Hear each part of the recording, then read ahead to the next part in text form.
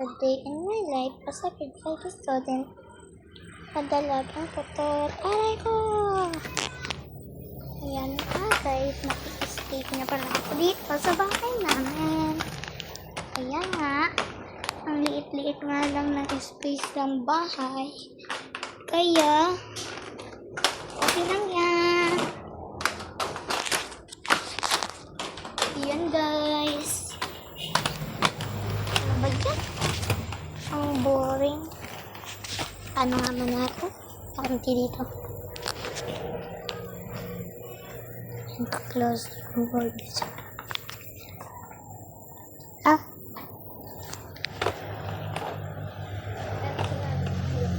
Ha? Ha? Di ka may eskwela? Laglag man ka. Laglag man ka.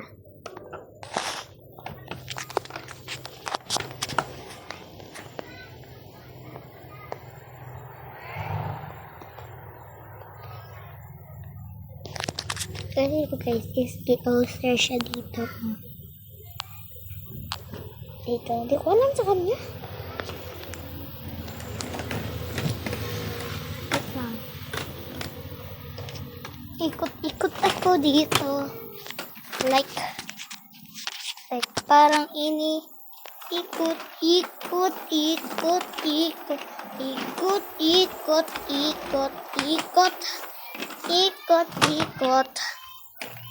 Nahilo na ako guys.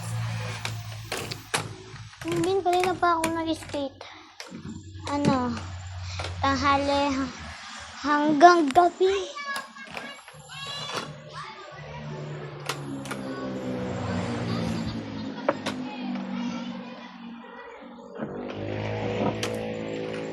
Dito na ako. Kasi a day in my life. Pero, di naman.